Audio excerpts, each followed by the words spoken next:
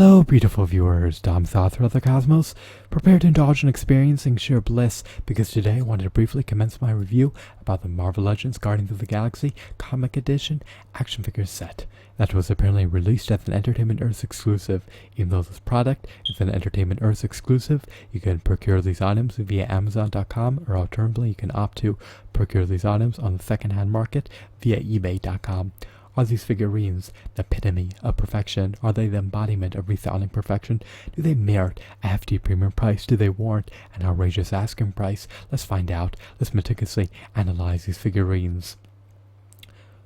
Off the get-go, these figurines cost over $116 to purchase, amid buying them new, bundled together via Amazon. I would also presume that their asking prices are preordained to amplify in the pending future. Now, these figurines are part of the 6-inch action figure scale, so you can flaunt them on your shelf with your other Marvel Legends action figures. Do they coincide well with the Toy Biz Marvel Legends action figures? Relative to the Toy Biz Marvel Legends action figures, do they offer extraordinary value? After all, they're priced at nearly triple the price of the Toy Biz Marvel Legends action figures that retailed for roughly $8 each. Now, despite the fact that these figurines, when sold bundled together, are individually priced at nearly triple the price of a Toy Biz Marvel Legends action figure, they do not even offer value on par with an $8 Toy Biz Marvel Legends action figure. Why, you may ask? Well, let's assess them, let's scrutinize them, let's examine them. In contrast to the Toy Biz Marvel Legends action figures, their paint applications are inferior. Their shadings are inferior. Their hues are inferior. Their textures are inferior. Their accessories are inferior. And they have far less points of articulation than the superior Toy Biz Marvel Legends action figures. These figurines are mediocre at best. The deco on their back may not be on par with their deco on their front. What else? Their fingers are pre-posed.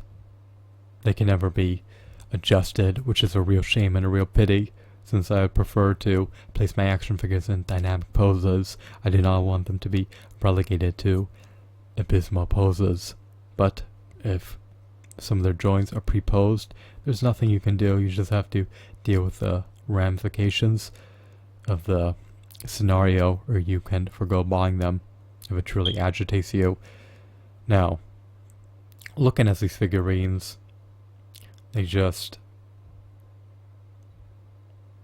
are not worth nearly $25 each.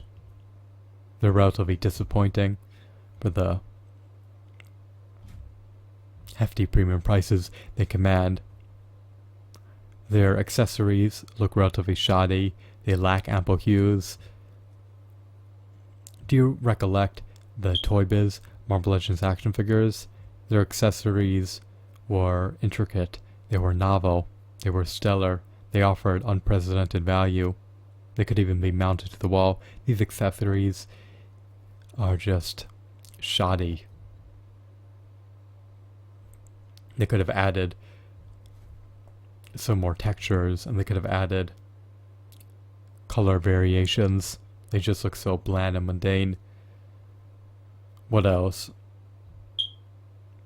Other than their accessories, the core figurines are just pitiful when you contrast them to the Toy Biz Marvel Legends action figures. Like I said, their hues, shadings, textures, aesthetics, paint applications, and points of articulation are not up to par with the superior, significantly lower priced Toy Biz Marvel Legends action figures that came bundled with superior accessories and a comic book. So these figurines are relatively disappointing. Now, getting further into depths, let's look at each individual figurine. Groot is not enormous. He can be far taller. However, they opted to render his size relatively short. Does he coincide well with the other action figures? Well, he looks relatively decent, but if I'm paying nearly $24, I want a Groot that's at least 14 inches tall, not one that is slightly taller than the rest of the crew. So it just is disappointing and infuriates me that Groot is just relatively small, even though he is supposed to be deemed extremely tall in the Guardians of the Galaxy movie and in the Marvel comics. We have Drax the Destroyer. He doesn't look very intimidating. His muscle tones do not eminently accentuate his physical prowess. Does he look feeble? No, he just looks bland. He just doesn't look very audacious. He doesn't look like he instills trepidation in anyone. He doesn't look very buffed. So I would have preferred if his muscles were significantly larger so that he could flaunt greater physical prowess, but when the license was sold to Hasbro, the standard of the Marvel Legends action figures set forth by Toy Biz can never be matched, even when Hasbro retails the figurines for nearly triple the price of the superior Toy Biz Marvel Legends action figures that were produced amid the early 2000s. So it's just relatively disappointing that the superior lower priced action figures were released in the past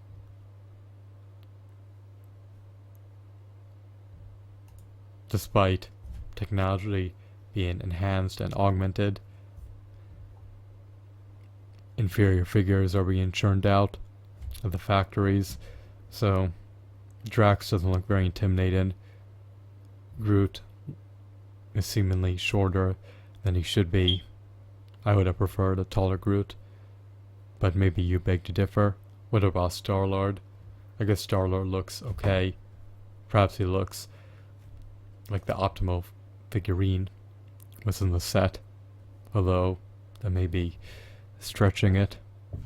I shouldn't really embellish these figurines. Star-Lord looks probably the best though, in contrast to the other figures part of the set. Next we have Rocket Raccoon.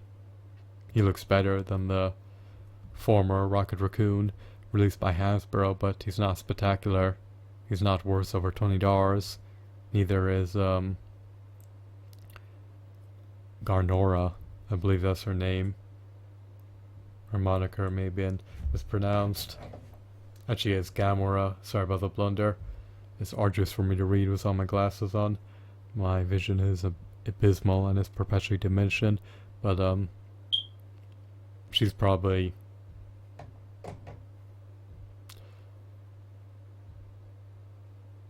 utilizing a cheap cloth as a garment. I'm not sure what is comprised of, perhaps cotton, I would presume. But these figurines are just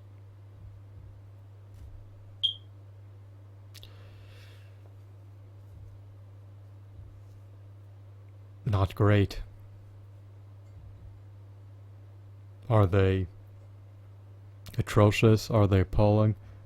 Are they egregious? No. Are they stellar, prodigious, novel,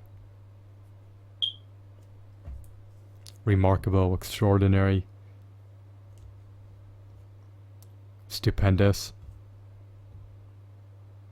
They're unequivocally not. They're just relatively mediocre, but for the hefty price they command as a totality, I have to rate them a 2 out of 10. They emulate their comic book appearances. They have some points of articulation.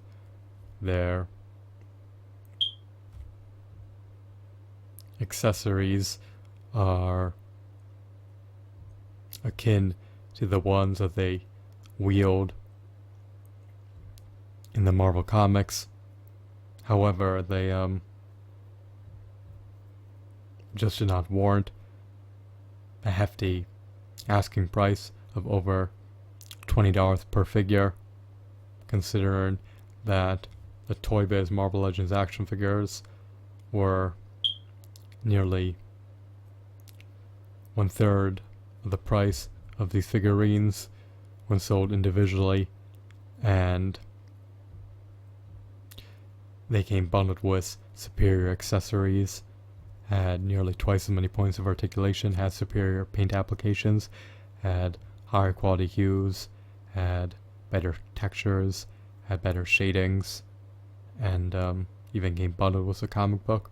These figurines just look mediocre at best, but for actually over $24, or nearly, actually I guess it would be over if you include the surcharges when you buy it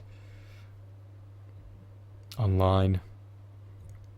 But for over $24 each, these figurines are just pitiful and disgraceful, and are not worth buying. Forgo buying them, abstain from buying them, neglect to buy them.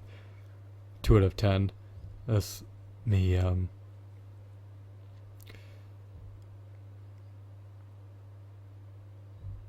conferring a generous score to them. I hope that you found this review to be enthralling and captivating, as well as insightful. Have a wonderful, marvelous day. Goodbye.